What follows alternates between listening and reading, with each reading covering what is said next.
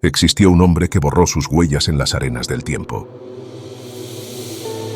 Los archivos de media Europa susurran su nombre. Saint-Germain. Para los ministros y escépticos, fue el mayor impostor de la historia, un aventurero con una fortuna inexplicable. Para los reyes, las reinas y los filósofos que buscaron su consejo, fue un sabio de conocimiento insondable. Y para los pocos que presenciaron sus prodigios, fue, sencillamente, un inmortal. Los documentos lo confirman. Fue visto en las cortes durante más de un siglo, desde 1710 hasta 1822, siempre con la misma apariencia. La de un hombre detenido en la plenitud de sus 45 años. Sus hazañas desafían la razón. Transmutó plomo en oro en el laboratorio privado de Luis XV. Corrigió defectos de los diamantes de la corona ante joyeros incrédulos. Hablaba 12 idiomas sin acento. Tocaba el violín como una orquesta entera y componía sinfonías que arrancaban lágrimas a los maestros. Se decía que recordaba conversaciones con el rey Salomón y que guardaba secretos de los faraones. Desaparecía por meses, afirmando haber viajado más allá del velo de la muerte, y reaparecía en otra corte, con otro nombre, pero siempre con el mismo rostro inalterable. ¿Sigue vivo? Nadie lo sabe, pero lo que pocos comprendieron es que su mayor secreto no era un elixir, ni un tesoro alquímico. Su verdadero poder residía en un conocimiento oculto. Una ciencia del alma capaz de gobernar la materia, de despertar fuerzas dormidas en cada ser humano. Esa fue la llave de todos sus prodigios. Un principio vibrante, una afirmación creadora que no pertenece al pasado, sino al presente eterno. La fórmula más sencilla y a la vez más poderosa. Yo soy. Este no es el relato de un hombre que desafió a la muerte. Es la iniciación a la verdad que él vino a revelar. Que el poder de sanar tu cuerpo, de atraer abundancia infinita y de dirigir tu destino, no es un privilegio reservado a unos pocos, sino la herencia de toda conciencia despierta. Es la ciencia de tu propio ser, y está esperando, dentro de ti, a ser encendida. La primera crónica de este testamento no es un relato, es la primera llave. Escucha con atención. El alquimista de Versalles está a punto de hablar. Versalles, 1758. Un sol hecho de piedra y oro en el corazón de Francia. En su interior, el Salón de los Espejos multiplica hasta el infinito el brillo de 1000 candelabros, reflejando no solo la grandeza de la corte, sino también su secreta fragilidad. Entre las sedas y los abanicos, entre intrigas susurradas y risas calculadas, un nombre circula de boca en boca como un enigma. Saint-Germain. Para los ministros es un aventurero que juega con la credulidad de los reyes. Para los embajadores, un espía disfrazado con talentos insólitos. Para los joyeros, un prodigio que restaura gemas con un simple roce. Y para los filósofos, un sabio cuyo conocimiento trasciende cualquier biblioteca. Pero hay algo que inquieta más que sus hazañas: su edad. Crónicas de diferentes cortes lo mencionan desde principios de siglo, y ahora, en 1758, sigue teniendo la misma apariencia, la de un hombre en la plenitud de sus 45 años. Nunca más joven, nunca más viejo. Aquella noche, en el castillo de Chambord, el rey Luis V lo espera. Francia está exhausta, el rey necesita un milagro, y está dispuesto a escuchar al hombre que muchos llaman impostor, pero que otros juran inmortal. Luis XV, con el ceño fruncido, recorre su despacho como un animal acorralado. Sobre la mesa reposan informes. Impuestos insuficientes, deudas crecientes, nobles derrochando mientras el pueblo sufre. Cada documento es una herida que amenaza con desangrar a Francia. En ese silencio cargado se abren las puertas. Entra Saint-Germain. Su andar no es apresurado, su mirada no se pierde. Cada gesto parece calculado y al mismo tiempo natural. No lleva joyas ostentosas, solo la elegancia sobria de alguien que conoce un secreto que los demás ignoran. Dicen que puedes convertir plomo en oro, espeta el rey sin rodeos. Saint-Germain inclina la cabeza con serenidad. Dicen muchas cosas, Majestad. Pero lo que verdaderamente puede salvar a un reino no es el oro de los cofres, sino el oro de la conciencia. Luis XV arquea las cejas. Esperaba fórmulas, no enigmas. Saint-Germain toma una pluma y escribe sobre un papel 2 palabras. Yo soy. Este es el secreto de toda riqueza, explica. Mientras digáis no tenemos o estamos en ruina, esa será la ley que reinará en Francia. Pero si afirmáis con certeza, yo soy la riqueza del reino, entonces abriréis las compuertas invisibles por donde fluye la verdadera opulencia. El rey lo observa con incredulidad. ¿Cómo puede una palabra reemplazar el oro de los cofres? Y sin embargo, percibe en esa voz algo distinto. No es fe ciega, es certeza. Saint-Germain no habla como quien promete. Habla como quien sabe. La alquimia que Luis esperaba en crisoles y hornos está frente a él. Pero no se trata de metales, sino de la mente. Una ciencia del espíritu que, aplicada, podría cambiar el destino de Francia. Pero la alquimia del rey era solo la primera lección. En los salones de la marquesa, el maestro demostraría que el mismo poder podía restaurar no solo el oro, sino el honor. Al día siguiente, en Versalles, Madame de Pompadour recibe a Saint-Germain. Sobre una bandeja descansa un diamante de la corona, con una fractura interna que lo desvaloriza. Los joyeros lo han dado por perdido. Dicen que podéis devolverle la perfección, lo provoca la marquesa, con una mezcla de coquetería y escepticismo. Saint-Germain toma la piedra entre sus dedos. Sus ojos se fijan en el defecto, como quien observa un velo sobre un rostro perfecto. Luego, con un movimiento sutil, la gema brilla con una claridad imposible. El defecto ha desaparecido. Pompadour se lleva la mano al pecho. Los joyeros se miran boquiabiertos. Pero Saint-Germain no sonríe por el asombro causado. Mira a la marquesa y le dice en voz baja: la perfección no se crea, se revela. Esta piedra siempre fue perfecta, solo había una ilusión que ocultaba su luz. Pompadour guarda silencio. En la corte, su reputación ha sido manchada por intrigas. Germain lo sabe. Se acerca y agrega: lo mismo ocurre con el alma.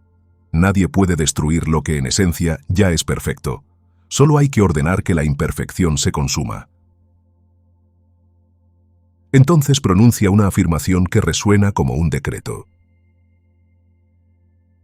Yo soy la presencia que ordena la perfección y consume toda apariencia de error, aquí y ahora.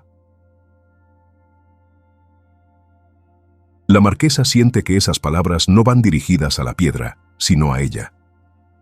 Como si su propio corazón hubiera sido tallado de nuevo.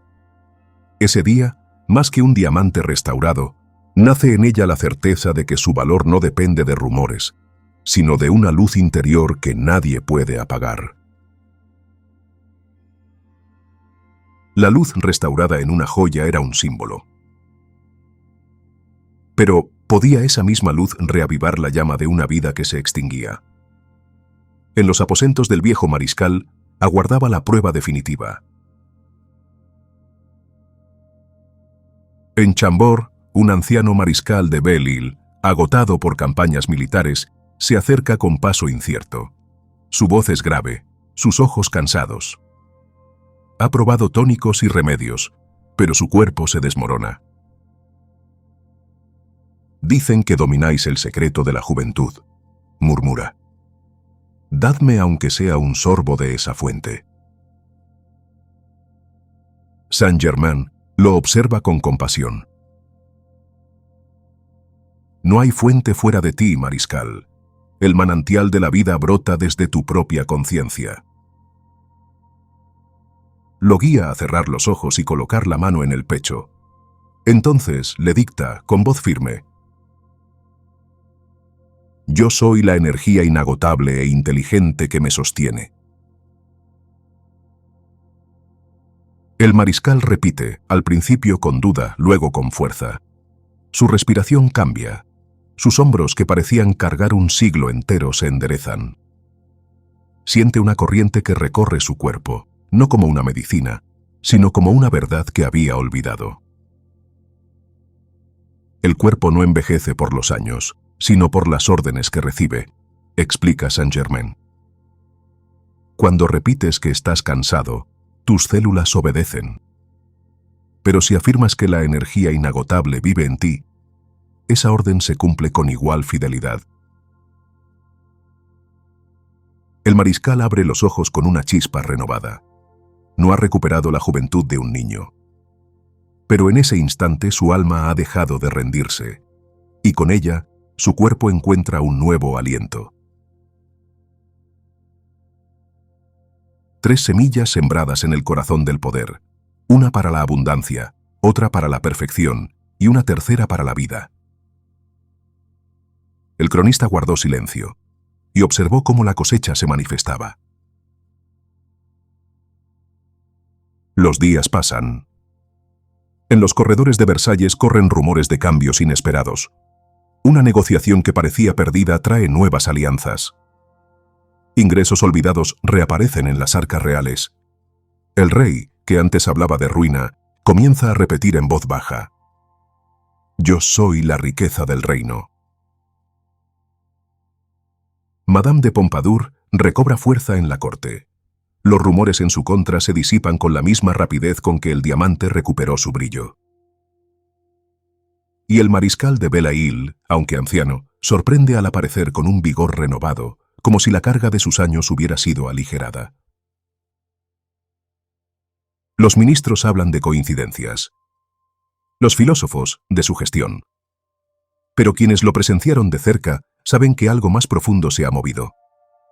Una alquimia invisible que opera no en los metales, sino en la conciencia. Una noche, Saint-Germain desaparece tan silenciosamente como había llegado. Nadie sabe a dónde fue. Dejó tras de sí un eco, la certeza de que la verdadera alquimia no es manipular la materia, sino gobernar la mente que la dirige. El rey aprendió a mirar su trono, no solo como un asiento de poder, sino como un espejo de su propia conciencia. Pompadour entendió que su valor no dependía de cortesanos, y Belle-Île descubrió que la vitalidad no se bebe en frascos, sino que se despierta desde adentro. ¿Fue magia? ¿Fue sugestión? ¿O quizá fue la revelación de una ley universal que aguarda ser recordada? Lo que afirmas con certeza se convierte en tu mundo. Ese fue el legado visible de Saint-Germain en Versalles. Pero los archivos no lo cuentan todo. Mientras los registros oficiales confirman su partida en la primavera de 1760, el diario privado de un joven paje revela una anotación críptica. 3 noches después de su supuesta marcha, el muchacho jura haber visto al conde, no en un carruaje de viaje, sino entrando solo en las antiguas catacumbas selladas bajo el palacio, portando una lámpara que no emitía luz, sino una especie de oscuridad luminosa. ¿Qué buscaba en las entrañas de Francia? ¿Qué misión secreta lo retenía allí? Esa es una historia para otra crónica. La Haya, 1760. El viento atlántico peina los canales con dedos fríos, mientras carruajes cruzan los puentes de piedra, cargados de papeles sellados y promesas frágiles. En las casas altas de frontones escalonados, lámparas vacilan detrás de cortinas pesadas. Allí se decide el destino de Europa, con frases que tiemblan, tazas de café negro y silencios calculados. La Guerra de los 7 años ha diseminado su sombra por todo el continente. Cada tregua es un hilo tenso que cualquiera puede cortar. Entre embajadores con plumas de pavo real y ministros que llevan la pólvora metida en la voz, circula un nombre que divide la estancia en dos: Saint-Germain. Para algunos, un fantasma útil; para otros, la grieta inexplicable en un muro de razones. No posee credencial, pero cada vez que aparece en un salón, el rumor baja a medio tono, como si la sala hubiera recordado que, antes del argumento, existe la atmósfera. A diferencia de los diplomáticos, él no acumula territorios ni firma tratados. Establece un campo. Habla poco. Observa. Y cuando pronuncia una frase, no la suelta como declaración. La deposita, como quien coloca una llave en la palma de la mano. El cronista, yo, lo vi caminar sobre el filo de dos mundos, el de las palabras que firman guerras, y el de una fuerza invisible que disuelve el hierro en la boca antes de que se convierta en orden. Esa semana, La Haya será un laboratorio, no de química, sino de conciencia. El conde Bentinck van Roon lleva el ceño atravesado por una línea de cansancio. En su gabinete, el mapa de Europa es un campo de cicatrices. Señala líneas con el índice como quien palpa viejas heridas. No escuchan, confiesa. Cada delegación busca no la paz, sino la ventaja. En la repisa, un reloj marca las horas como un corazón inquieto. Saint-Germain escucha sin interrupciones. Su presencia desacelera el aire. No trae un plan de 10 puntos, trae una premisa. La paz no es un resultado, dice, es un estado vibratorio. Si tú la estableces, la estancia cambia de respiración. El que entra, aún sin saber, entra en ella. Bentinck sonríe con ironía. Conde o no conde, eso suena a mística. Saint-Germain inclina apenas la cabeza, toma una pluma y escribe en un papel que no pretende convencer, sino afinar. Yo soy la presencia gobernante que precede, ordenando perfecta paz y armonía. Repite esto antes de entrar a la sala, continúa. No lo digas como fórmula, sino como hecho. Siente que te antecede y te rodea. Observa cómo se modifica el tono, incluso de tus propias palabras. El argumento camina mejor cuando el campo no lo contradice. En la primera reunión del día siguiente, la mesa larga parece una trinchera. Los británicos colocan condiciones como piedras, los franceses sienten el orgullo como una armadura que les pesa. Bentinck, sentado al medio, cierra un instante los ojos. Yo soy. Lo repite sin sonido con una pequeña vibración en el pecho. Nadie lo nota, pero un gesto torpe, una mano que iba a golpear la mesa, se frena a la mitad del recorrido. Alguien carraspea y en lugar de subir, la voz baja un tono. La discusión sigue, sí, pero como si el filo se hubiera cubierto con una tela. El conde mira de reojo a Saint-Germain, que permanece detrás, sin asiento ni estandarte. El hombre no habla, sostiene. Y Bentinck comprende. Hay diplomacia que se firma y diplomacia que se irradia. Hay un campo que antecede al argumento, y de su calidad depende que las frases conduzcan a un portal o a una pared. Al finalizar, no hay acuerdo, pero sí algo nuevo. Un clima. Bentinck Anota en su libreta. Menos aristas, más escucha. Como si hubiese entrado aire del mar. No subestimes eso, dice Saint-Germain a solas. La paz se construye cuando alguien asume el oficio de atmósfera. La intriga es un perfume que se pega a los paños con más tenacidad que el humo. En París el duque de Choiseul dicta cartas con tinta de sospecha. Ese hombre enturbia las aguas, murmura. Ordena su vigilancia. En La Haya, los corredores tienen oídos. Dos sombras practican el arte de perder pasos. Una noche húmeda, Saint-Germain sale a caminar por el borde de un canal. Las farolas dibujan óvalos dorados sobre el agua negra. Bentinck lo sigue a distancia prudente. Ha recibido un aviso. Habrá un accidente. Un tropiezo, un empujón, una desaparición que el viento explicará. Saint-Germain se detiene en un puente angosto. Pone la palma sobre el hierro frío. Bentinck lo alcanza. No hay miedo en su rostro. Hay conciencia aplicada. No hay traición que toque a quien se gobierna, dice. La protección no es huida, es presencia ampliada. Cierra los ojos, no para desconectarse, sino para conectar con más capas. Entonces, declara en voz firme, con la cadencia de quien activa un acorde. Yo soy el círculo mágico de protección invencible que me rodea y me hace invisible a toda discordia. Yo soy la inteligencia que guía mis pasos por rutas seguras. Yo soy la luz que disuelve toda sombra antes de que se acerque. No invoca ángeles con nombres extraños ni dibuja símbolos en el aire. Habita un estado. Bentinck, que conoce el miedo político, percibe algo físico. El silencio cambia de textura. Los pasos que acechaban se desordenan, como si la niebla hubiera decidido entrar en la trama y confundir a los cazadores. A la mañana siguiente, los espías cuentan versiones contradictorias.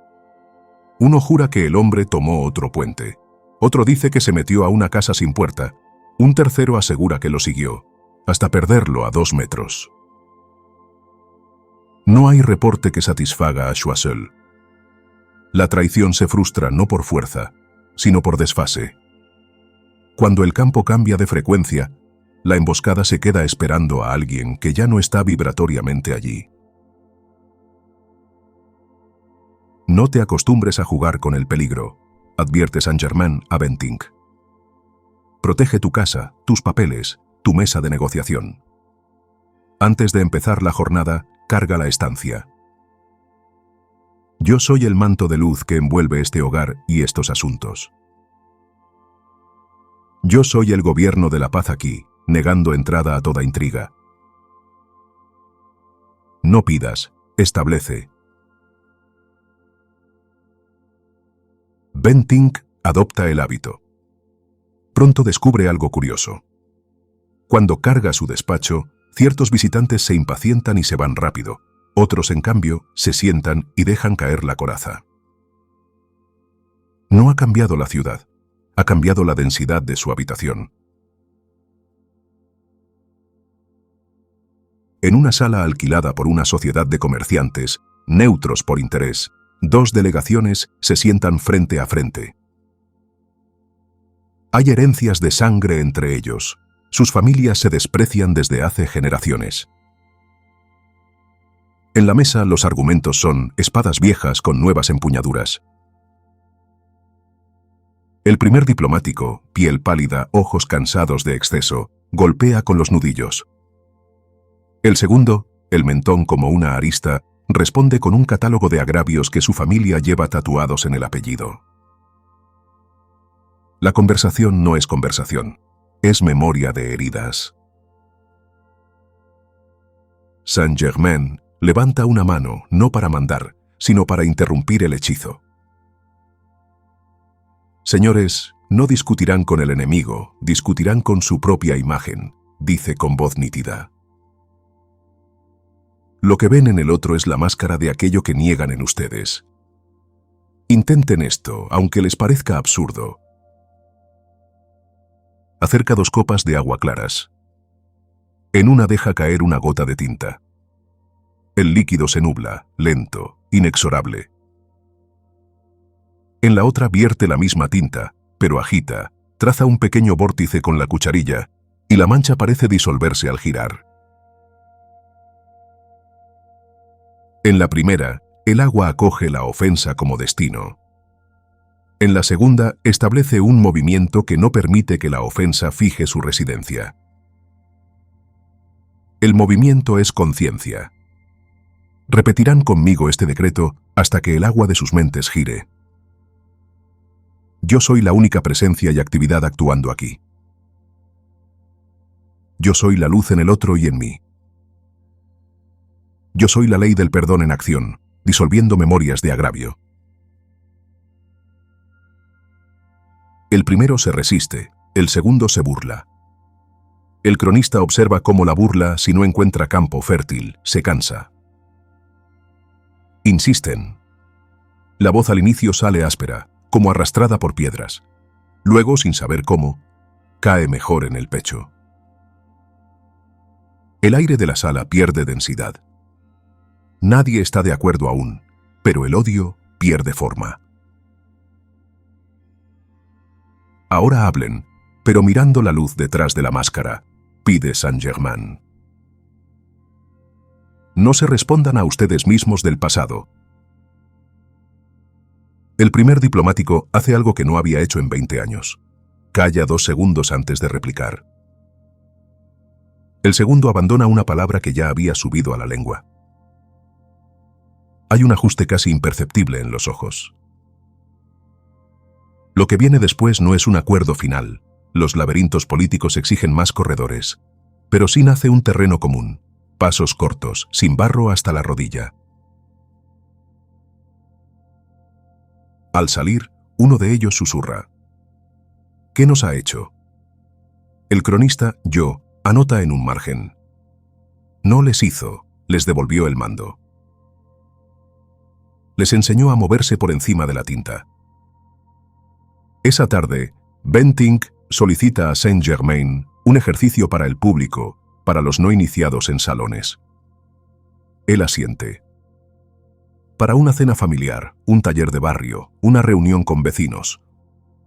1. Respira y establece. Yo soy la presencia que gobierna esta conversación. 2. Visualiza un círculo de calma que se expande 2 metros alrededor de ti. 3. Declara internamente cuando suba la voz ajena. Yo soy el silencio que escucha con inteligencia. 4. Cierra con gratitud. Yo soy la armonía sostenida después de esta reunión. No esperes a que ellos cambien, ordena el clima. Bentinck sonríe. Esto, piensa, funciona también para la ciudad entera. Los cronistas oficiales de La Haya anotan lo correcto. La llegada de nuevas instrucciones desde cortes lejanas. La fatiga de los ejércitos. La presión de comerciantes que ven caer sus barcos por falta de acuerdos. Lo que no anotan, porque no tienen casilla, es el cambio de ánimo. En las salas donde Saint-Germain aparece, los cuchicheos pierden filo. Los adversarios aceptan pequeños gestos. Un café compartido, una reunión sin taquígrafos, una visita a la casa del otro, en condición de persona y no de cargo. La paz no firma todavía papeles, pero rehebra conversaciones rotas. Un acuerdo preliminar, frágil, sí, pero inédito, aterriza sobre la mesa como un ave que tras 1000 intentos, por fin encuentra brazo. Nadie lo llama milagro, sería un escándalo. Lo nombran términos a considerar. Pero quienes estuvieron en la sala que olía a tabaco y cera vieron otra cosa. Cuando la atmósfera cambió, Aparecieron opciones que antes no existían. Bentinck lleva un cuaderno con notas breves. Dos delegaciones que no se hablaban aceptan enviarse cartas sin protocolistas. El representante más duro cambió de silla para sentarse más cerca. Silencios largos sin crispación, silencios fértiles. El cronista lo observa cerrar el cuaderno con cuidado. Ha aprendido que la paz, como la música, necesita respiraciones. Do, silencio. Sol, silencio. Sin esos intersticios, la melodía no alivia, grita. Mientras tanto, la intriga insiste. Un emisario de Choiseul propone un intercambio que, mal interpretado, podría dinamitar lo construido. Saint-Germain lo intuye antes de que se plasme, no por adivinación, sino por coherencia. Donde la vibración sube, el plan oscuro se delata, chirría como una rueda seca. No alimenten ese hilo, dice. Desvinculen la atención, no luchen. Afirmen. Yo soy la discriminación activa que ve lo real y disuelve lo falso. Yo soy el desvío perfecto de toda trama que no sirve al bien común. El emisario sale de la ciudad con la carpeta entera. Nadie lo expulsó. No encontró masa crítica para instalar su semilla. Una madrugada, la niebla es más blanca que de costumbre. En lo alto de la torre, el carillón no suena por capricho. Está afinando la misma nota que un pecho humano sostiene cuando por fin descansa. Bentinck entra al salón temprano. Quiere repasar el orden del día con Saint-Germain. Lo encuentra vacío. Sobre la mesa, un papel doblado con un trazo elegante. La paz se cultiva donde alguien decide ser clima. Si ves crecer la dureza, no la combatas. Cambia la atmósfera que la alimenta. Si la intriga asoma, deslígala de tu atención. Si el orgullo grita, siembra silencio hasta que escuche su propio eco. Yo sigo. La obra es de todos. El conde guarda la nota como quien guarda un metal raro. Ese día, en la sala grande, repite con naturalidad lo que aprendió en susurros. Yo soy la presencia gobernante que precede. Yo soy la paz posible, aquí, ahora. Yo soy el círculo de luz que hace de este encuentro un lugar seguro. No habla de misterios ni cita nombres que escandalizan a clérigos. Habla de práctica. Y cuando el tono sube, permite que baje.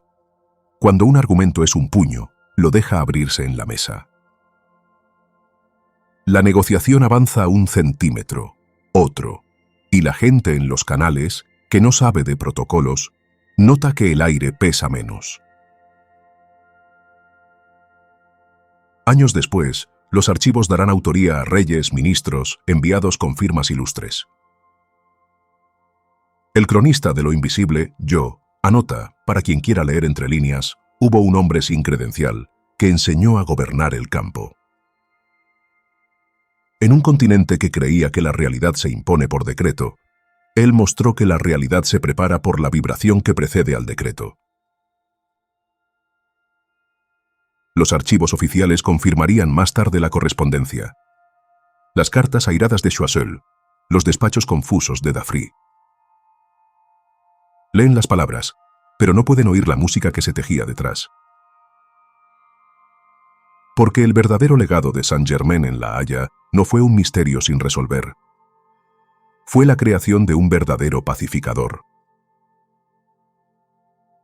Los diarios privados de la época cuentan cómo el conde Bentinck se convirtió, en los años siguientes, en un diplomático famoso por su inexplicable habilidad para calmar los conflictos más agrios. Un hombre que aprendió que la soberanía no reside en la astucia de las palabras, sino en la autoridad de la presencia. Un hombre que asumió, para el resto de sus días, el silencioso y poderoso oficio de atmósfera. Y su enseñanza, que no pertenece al siglo XVIII más que a este, cabe en la boca de cualquiera que, hoy, se atreva a cambiar una conversación, una reunión, una ciudad. Yo soy la única presencia y actividad actuando aquí. Yo soy la paz que organiza. Yo soy la luz que disuelve. Yo soy el bien que se manifiesta. No se necesita salón dorado, ni un mapa con fronteras inestables. Se necesita alguien que asuma el oficio de clima, que gobierne su respiración y su verbo, que aprenda a sostener silencio fértil. En La Haya lo vimos. Cuando uno encarna la paz, la sala recuerda. Saint-Germain no dejó un tratado, dejó una frecuencia. Y el eco de esa nota, si prestas atención, todavía vibra bajo el rumor de cada ciudad. Viena, 1789. La noche baja sobre cúpulas y callejones como una seda oscura. En los salones la música afina el ánimo de Europa, mientras en sótanos discretos y áticos ocultos se congregan órdenes silenciosas. Rosacruces, martinistas, hermanos asiáticos. La policía del emperador anota rumores. La ciudad aprende a caminar con voz baja. En esa malla de intrigas y búsqueda aparece un hombre cuyo rostro no envejece. Algunos lo llaman conde, otros adepto, unos cuantos fantasma. Yo lo observé entrar por una puerta secundaria, sin escolta ni sello, y cambiar el clima de una estancia con solo respirar. Esta crónica recoge 3 episodios que, juntos, componen una enseñanza. ¿Cómo sanar el pasado? ¿Cómo gobernar la energía que nos gobierna? ¿Y cómo entrar en el silencio donde todo vuelve a su lugar? La logia se reúne sin ostentación. Un círculo de sillas, una lámpara que no parpadea, un símbolo velado en el centro. El barón Linden, alto y pálido, lleva en los ojos la fatiga de una culpa antigua. Años atrás, un duelo insensato terminó en muerte. Desde entonces un dolor roedor en el costado le recuerda cada noche que el pasado, cuando no es perdonado, aprende a vivir en la carne. No busco consuelo, dice el barón. Busco justicia contra mí mismo. Saint-Germain lo mira sin juicio. La voz del adepto no empuja, desatasca. Lo que llamas justicia es en verdad un hábito de castigo.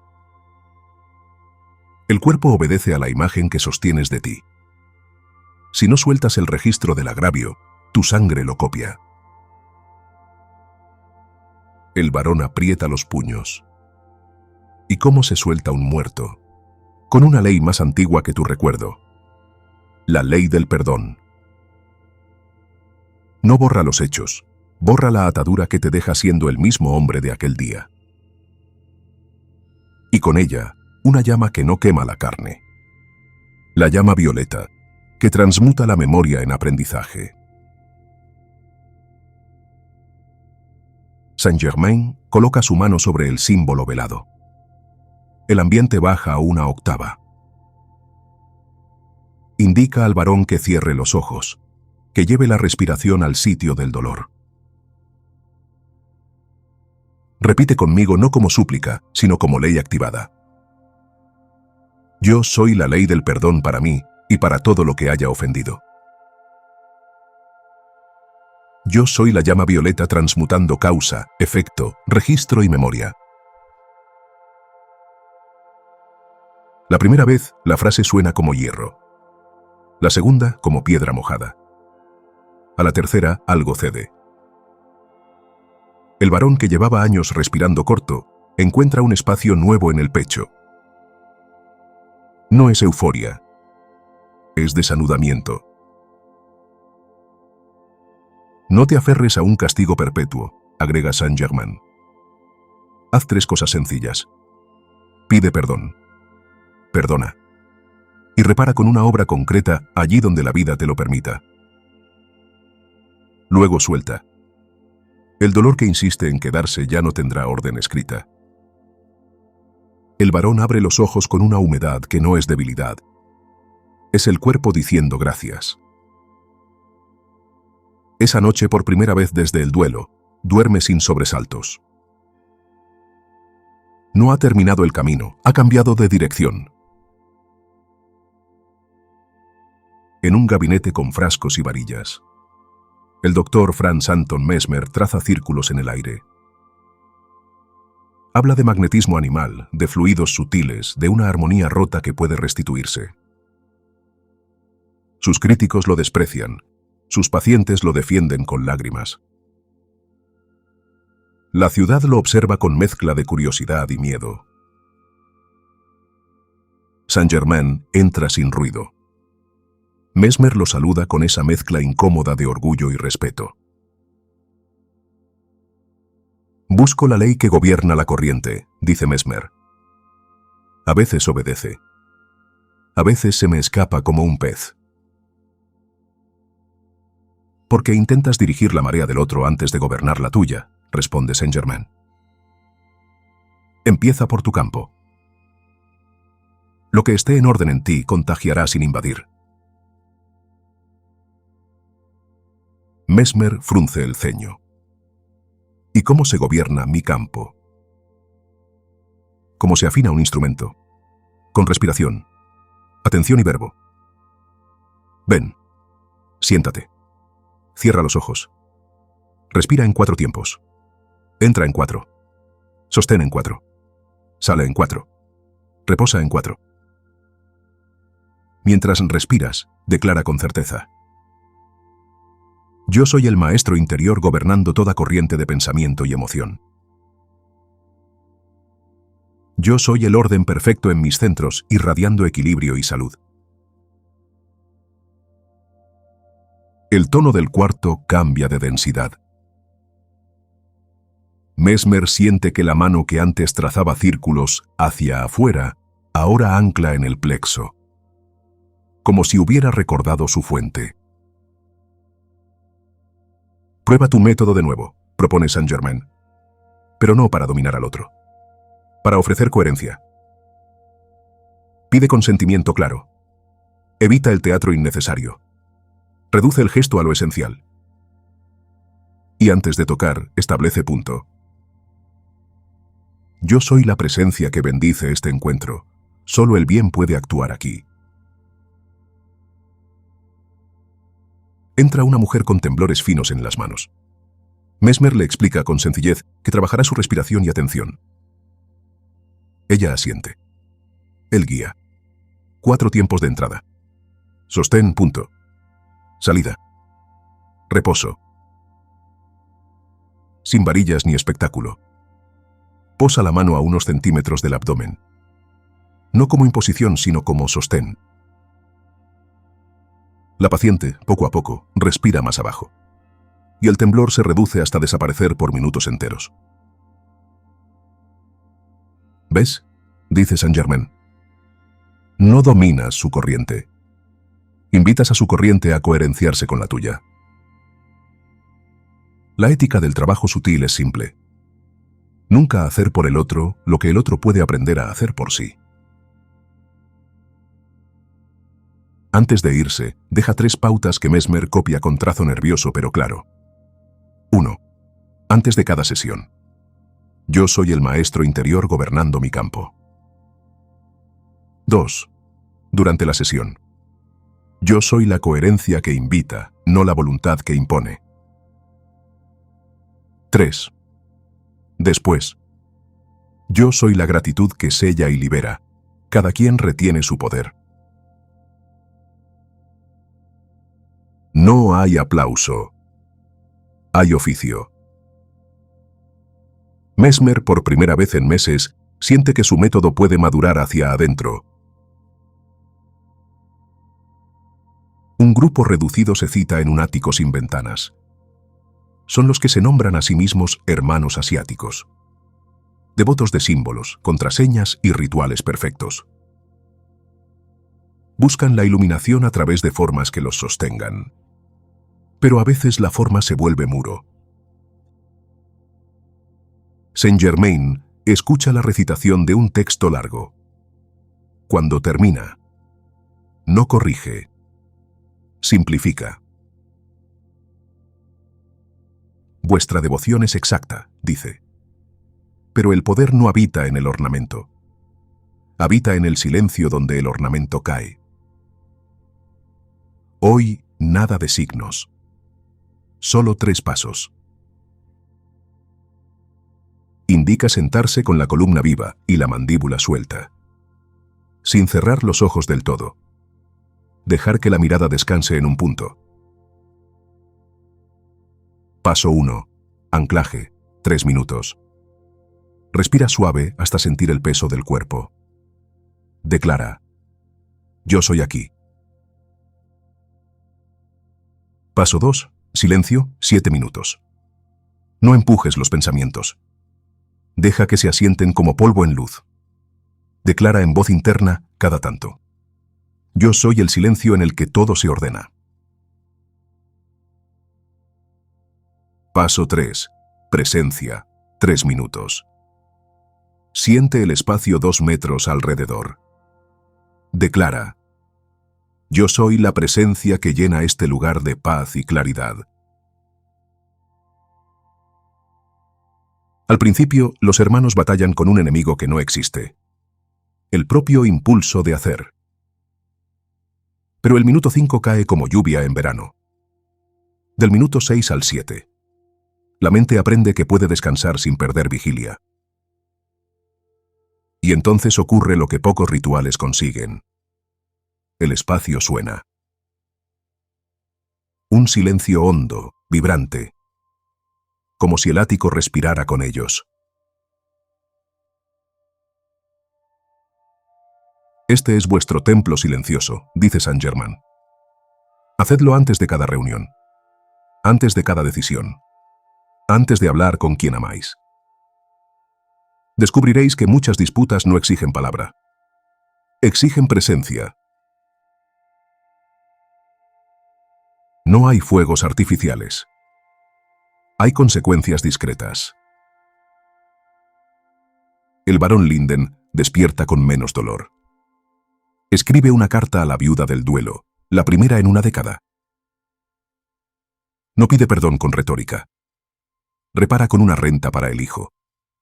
Y se ofrece a sostener la educación del joven. Cuando cierra la carta el costado, no emite su latigazo habitual. No es magia piadosa. Es el cuerpo obedeciendo a una nueva orden. En el gabinete de Mesmer, la mujer de los temblores vuelve. Trae el rostro con otra luz. Confiesa que los episodios han disminuido y, más importante, ahora sabe respirar para interrumpirlos. No depende del médico como de un hechicero. Ha recuperado agencia. Mesmer, prudente, ha abandonado la teatralidad y se ha vuelto instructor de autogobierno. En el templo silencioso, los hermanos asiáticos descubren que muchas de sus diferencias se disuelven no por debate, sino por coherencia previa. 2 miembros que llevaban meses sin hablar se miran. Inclinan apenas la cabeza y encuentran una frase nueva. Sigamos. En una ciudad atenta a listas y espías, el silencio se vuelve un aliado más poderoso que el secreto.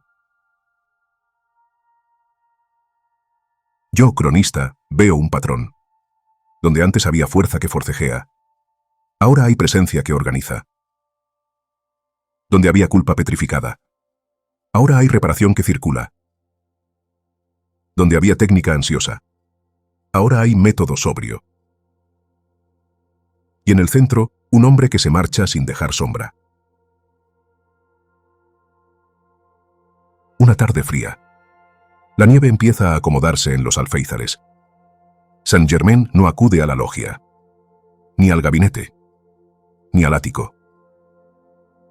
En su lugar llega una breve nota, sin firma, con letra inconfundible.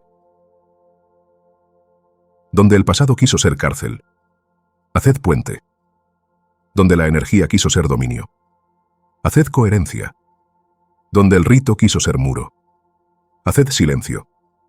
Si aprendisteis esto, me habéis aprendido a mí. Los archivos oficiales contarán otra historia. Memorandos que llaman charlatán a Mesmer. Informes de policía sobre sociedades secretas. Notas dispersas de un conde que nunca firmó con nombre estable. Hallarán referencias a reuniones, a varones culpables, a médicos discutidos. Leen las palabras, pero no oyen la música. El sello de la autenticidad se revela en lo que no se escribe, en el dolor que cede cuando el perdón se vuelve oficio, en la mano que tiembla menos porque aprendió a mandarse así, en el grupo que deja de complicar el cielo y aprende a respirar en la tierra. En esta ciudad de cámaras secretas, Saint-Germain no dejó un tratado, dejó una frecuencia, un modo de estar que cualquiera puede invocar sin permiso ni grado. Si dudas de ello, pruébalo esta noche. Yo soy la ley del perdón en acción. Yo soy la llama violeta transmutando mi pasado. Yo soy el maestro interior gobernando pensamientos y corrientes. Yo soy el silencio que ordena esta casa. Hazlo como quien enciende una lámpara sin explicaciones. Observa qué hace la atmósfera. Luego decide si era magia o si la realidad, como en Viena. Se prepara desde adentro. Los archivos oficiales de Viena registrarían a un conde que nunca firmó con nombre estable. Pero su verdadero testamento no se escribió con tinta. Su partida no dejó un misterio, sino una pregunta que aún resuena en las cámaras secretas de esa ciudad. Y su voz, que se funde ahora con la mía, te pregunta a ti, que has escuchado esta crónica. ¿Qué harás con la llama violeta? ¿La usarás para disolver las cadenas de tu pasado o permitirás que la culpa siga siendo la arquitecta silenciosa de tu presente? El poder de transmutar tu memoria no es un don de los adeptos. Es tu herencia. Y está a un solo decreto de distancia. Londres, 1760. El humo de las chimeneas dibuja una pauta gris sobre los tejados. Y en los salones donde los candelabros tiemblan, las conversaciones suenan a preludio. El Támesis arrastra secretos de barcos y cartas. Mientras en las academias, manos anónimas buscan la nota que les devuelva el alma. En esta ciudad que todo lo compra y todo lo juzga, apareció un hombre que no vendía su música. La revelaba. Le llamaban Saint-Germain. No llevaba partitura, pero afinaba a los presentes. Tocaba el violín como si una orquesta le siguiera la respiración. Y donde otros acumulaban métodos, él hacía una cosa extraña y a la vez sencilla. Devolvía a cada cual el oído interior. El maestro Elias Harrow, compositor de talento y miedo, quemó su tercera obertura en una chimenea de Bayswater. La prensa había sido cruel. Genio de un solo tema, audaz sin sustancia. Desde entonces, cada vez que se sentaba al clave, el compás lo traicionaba. Lo conocí en una velada discreta, en la casa de un mercader que invertía en música como quien invierte en especias. Había comensales, vasos que tintineaban, y ese vacío que aparece en los salones cuando nadie se atreve a hablar de lo importante. Saint-Germain llegó sin anuncio. No hizo reverencia ni buscó silla. Puso la mano sobre el clave. No tocó. Calló. Y en ese silencio, el salón cambió de densidad.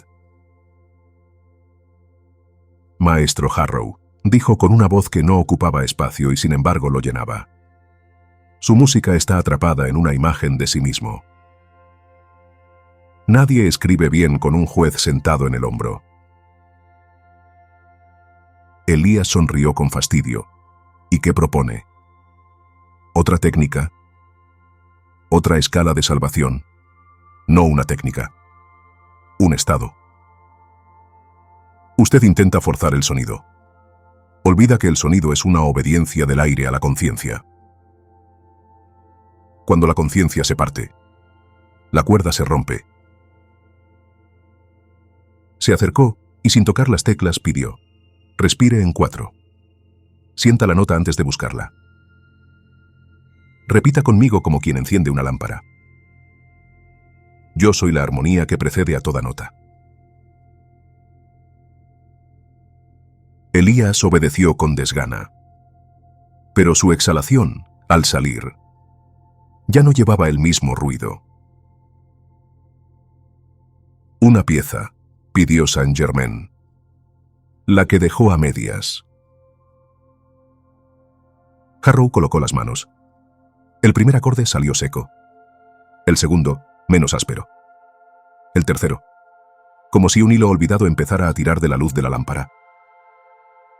Nadie aplaudió. Nadie debía aplaudir todavía.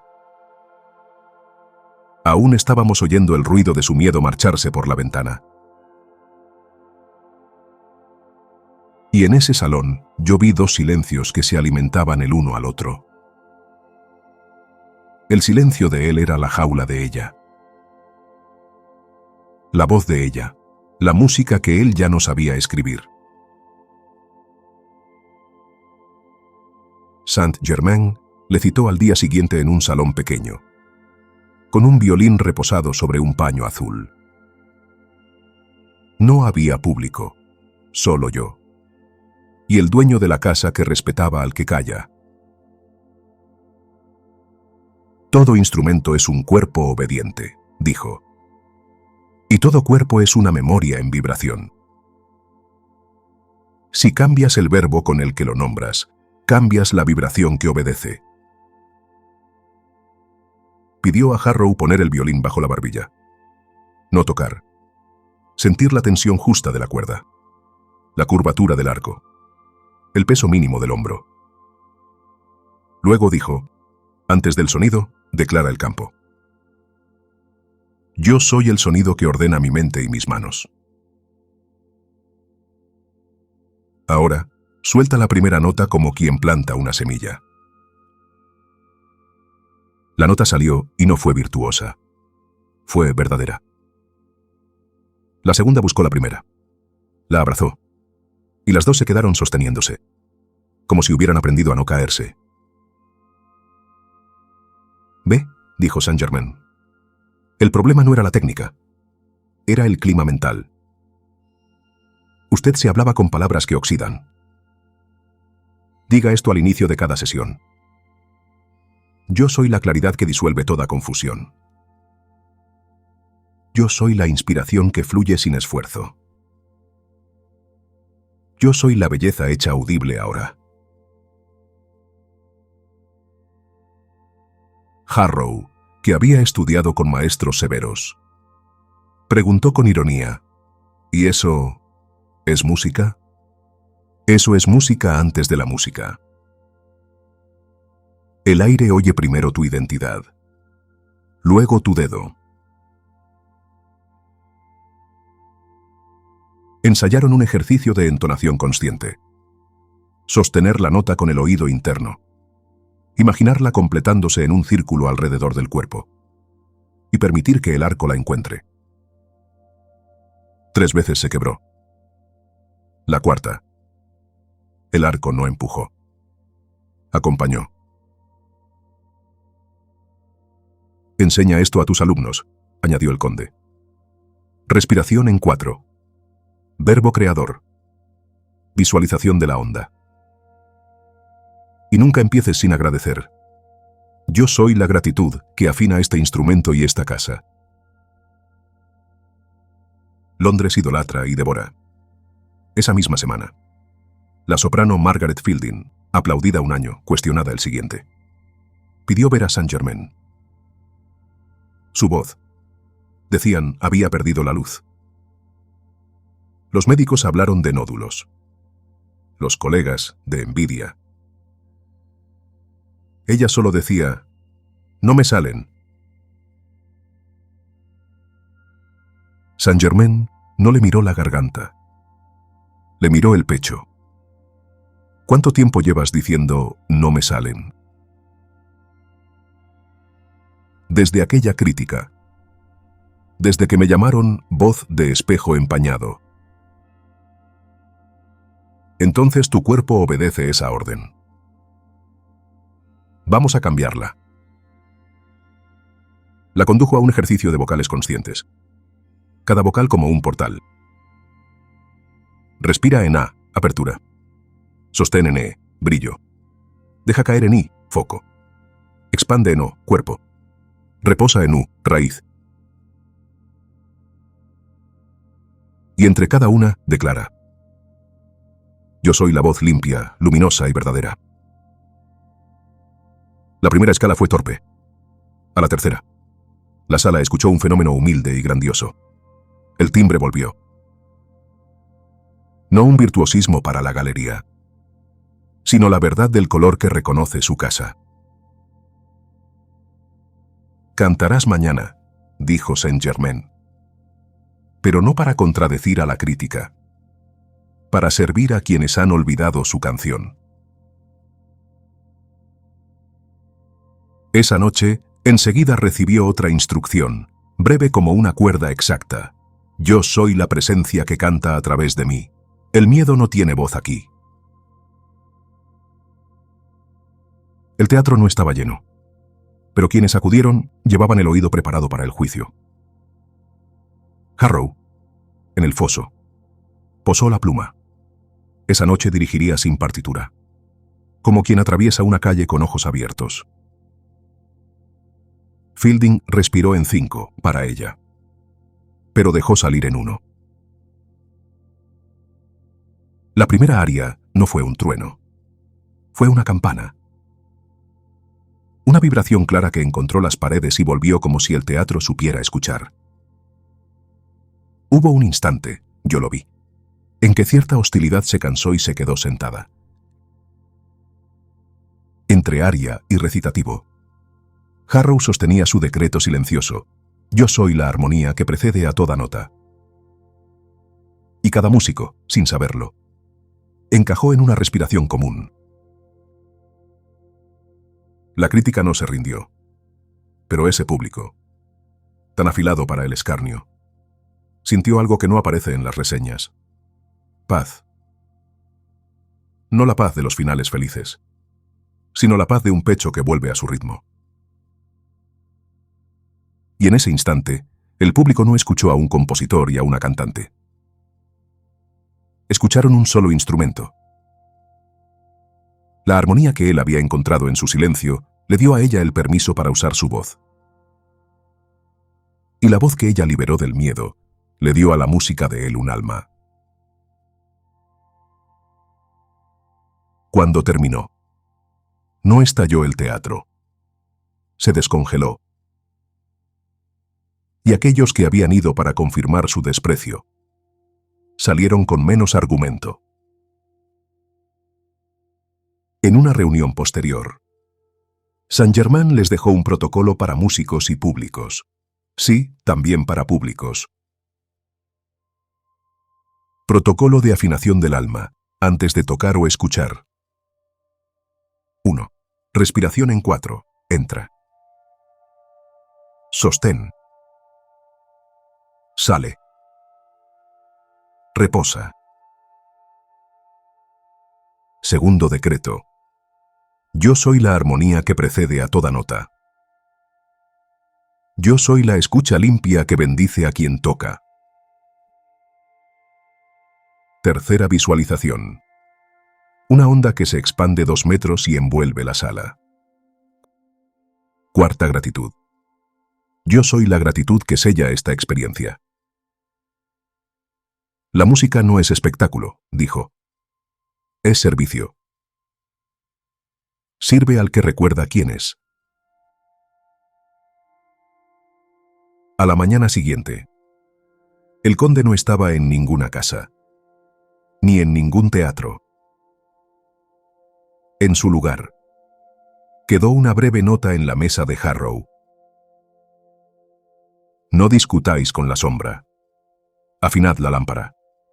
Donde el juicio quiera ser partitura, devolved el oído al corazón. Si servís a la belleza, la ciudad entera respira.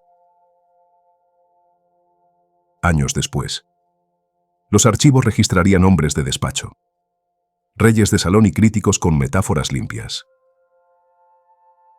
Pero ese invierno de 1760, hubo en Londres un clima que no cabe en actas. Músicos que dejaron de pelear con la nota y aprendieron a prepararla. En una ciudad que cree que la realidad se impone por decreto, él mostró que la realidad se prepara por la vibración que precede al decreto. Más tarde, los estudiosos rescatarían referencias que anclan esta presencia en Londres. Una carta de Horace Walpole, del 9 de diciembre de 1745, relata el arresto de un hombre extraño llamado Conde de Saint-Germain, que cantaba y tocaba el violín maravillosamente. Un retrato incómodo para los escépticos, pero luminoso para quienes oyeron su música interior. La prensa londinense, 3 de junio de 1760, The London Chronicle, habló de un extranjero misterioso, bien recibido en la corte, y consta que en el Museo Británico se conservan piezas musicales compuestas por él, fechadas en 1745 y 1760, testimonio material de su oficio musical en esta ciudad. Ya en París, el maestro Rameau quedó impresionado por su manera de acompañar sin partitura, como si el aire mismo recordara la melodía antes que las manos. Un indicio más de su arte de afinar atmósferas además de instrumentos. Leen las palabras, pero no pueden oír la música. No ven la armonía declarada antes del primer compás, ni el decreto silencioso que endereza la columna del violinista y abre el pecho de la soprano. El verdadero testamento no está en los catálogos, sino en el silencio entre sus líneas. Y la enseñanza, que no pertenece a aquel siglo más que a este, cabe en cualquier escenario, en cualquier ensayo, o en el cuarto de un estudiante con frío. Yo soy la armonía que precede a toda nota. Yo soy la claridad que disuelve la confusión. Yo soy la inspiración que fluye sin esfuerzo.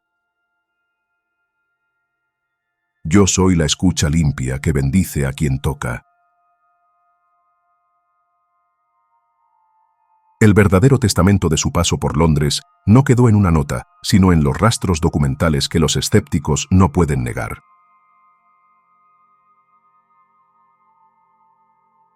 San Petersburgo, 1762. El Nevá corre oscuro bajo los puentes, y la nieve amortigua el ruido de las botas en los patios de guardia. En los salones de palacio, los retratos observan con ojos antiguos a hombres jóvenes que susurran nombres prohibidos. Rusia mira a su propio espejo, un zar que vacila, una gran duquesa que oye el pulso de un destino enorme y una ciudad donde la lealtad cambia de abrigo con el viento. Aparece un hombre que no necesita credencial. No viste la pompa de los cortesanos, pero su presencia ordena el aire. En esta crónica lo verás como maestro de atmósferas entre espadas, un conductor de silencios en vísperas de revolución. En casa del pintor Pietro Rotari, cerca del puente Anichkov, una lámpara sostiene la noche como quien guarda un secreto. Rotary habla de retratos para Peterhof. Su invitado escucha, sonríe, mira por la ventana el hilo del Neva que atraviesa la ciudad. Lo llaman Saint-Germain. Aquí vive discreto, como huésped ilustre pero invisible, en una calle menuda que los viejos llaman Grafsky Pereulok.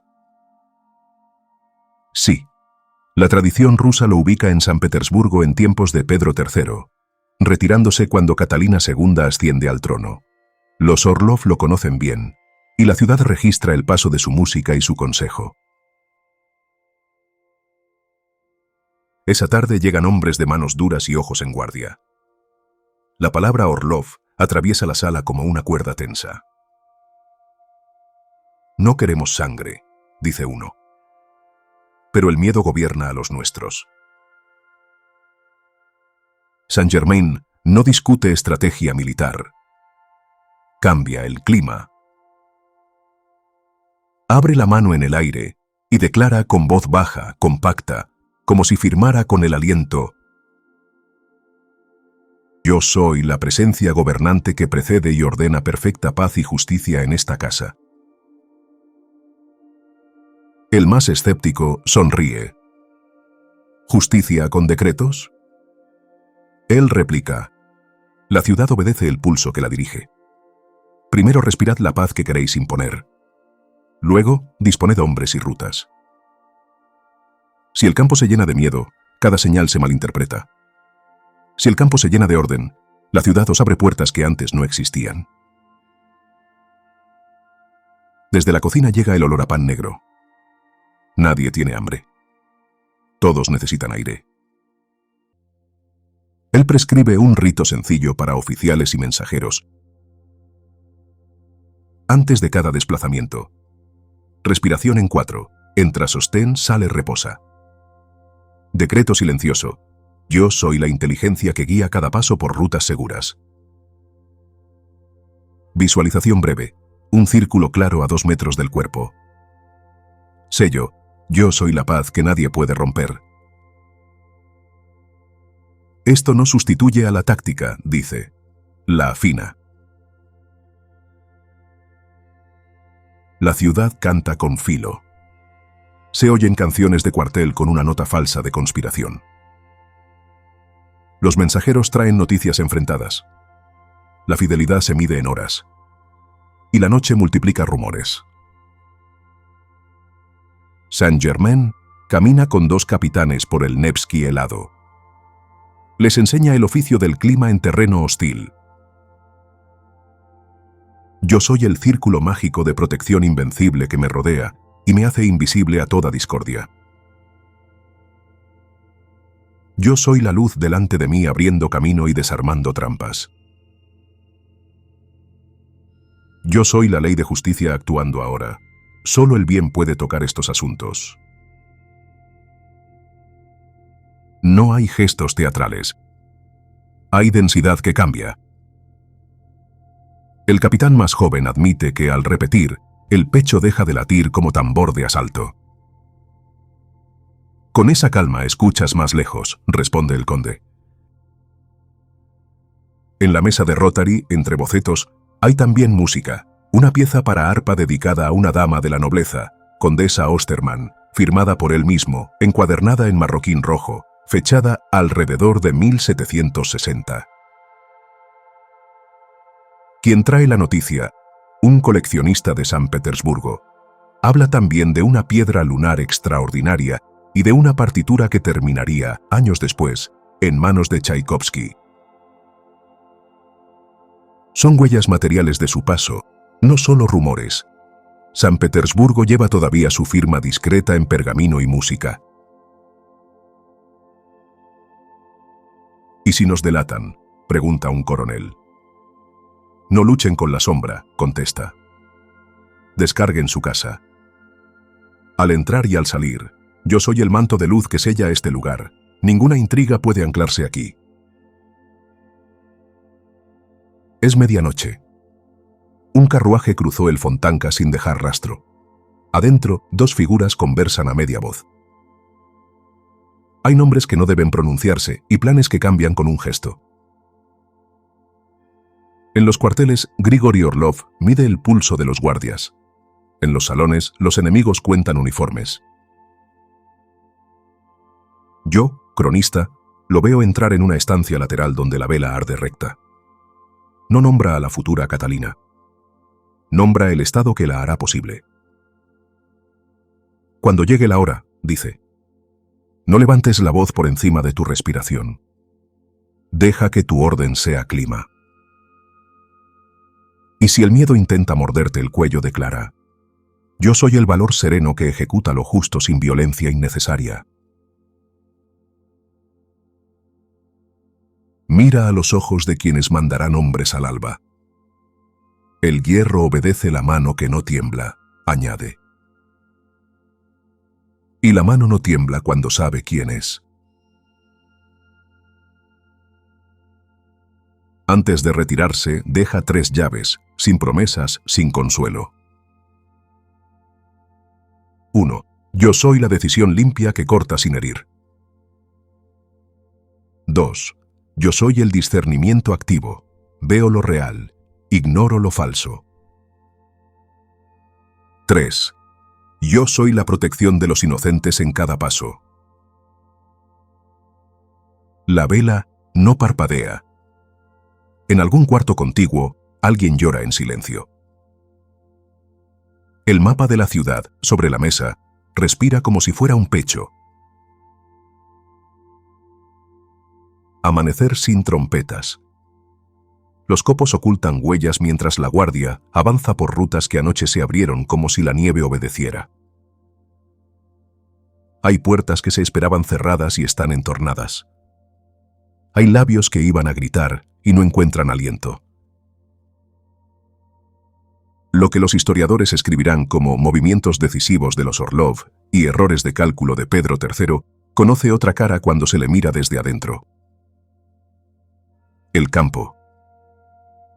La atmósfera. Lo que se ordenó en voz baja con respiración y verbo parecía ir delante, desactivando golpes y organizando coincidencias. En un intervalo sin sangre, alguien murmura, ha sido limpio. No lo fue del todo, nunca lo es.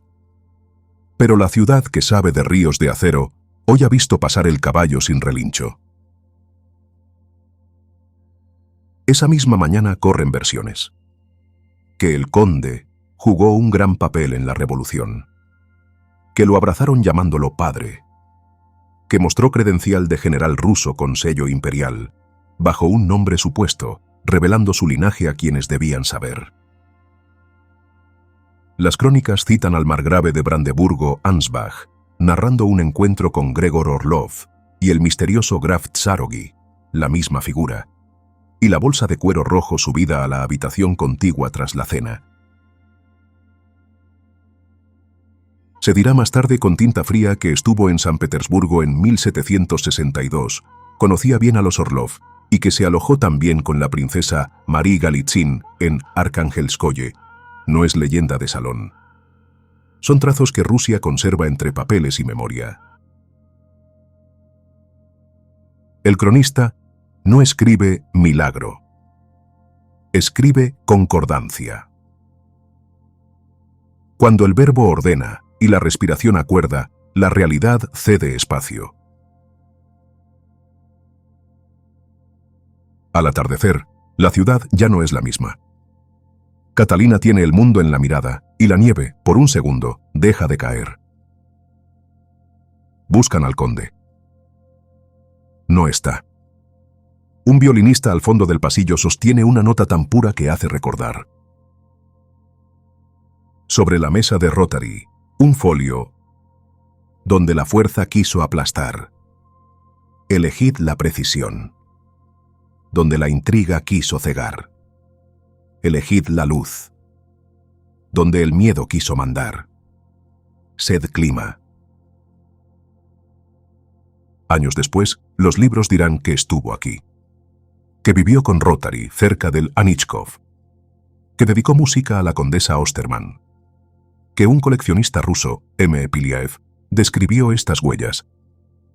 Que hubo una partitura que caminó hasta Tchaikovsky. También que, según palabra de Gregor Orlov, había jugado un gran papel en la revolución que elevó a Catalina II. Y que, fiel a su estilo, partió cuando el trono se asentó. Relatos rusos recogidos por Cooper Oakley sitúan a Saint-Germain en San Petersburgo durante el reinado de Pedro III, retirándose cuando Catalina II asciende al trono. Mencionan su convivencia con Rotary y el domicilio en Grafsky Pereulok, cerca del puente Anichkov. Se registra una pieza musical para arpa dedicada a la condesa Ostermann, firmada de su mano y fechada alrededor de 1760, y la tradición del obsequio de esa partitura a Tchaikovsky. Testimonios citan el encuentro con Gregor Orlov y la condición de general ruso, bajo nombre supuesto, con sello imperial, y la afirmación de que jugó un gran papel en su revolución.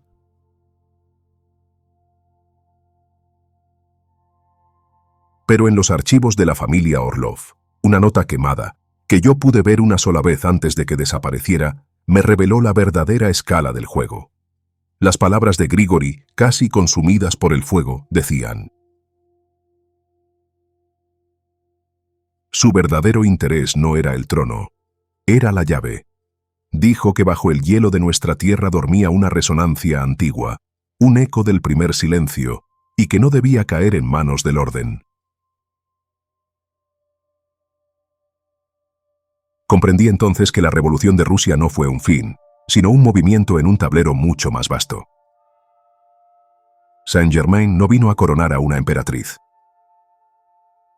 Vino a proteger una reliquia del universo. Y la enseñanza, que no pertenece al siglo XVIII más que a este, cabe en quien deba mandar sin brutalidad, proteger sin miedo y decidir sin odio. Yo soy la presencia gobernante que precede. Yo soy el círculo de protección invencible. Yo soy la inteligencia que guía cada paso. Yo soy la justicia viva en acción ahora. No necesitas golpe de tambor. Necesitas clima. Cuando alguien se convierte en clima, la ciudad recuerda. San Petersburgo, como entonces, respira y obedece a la nota que se toca por dentro.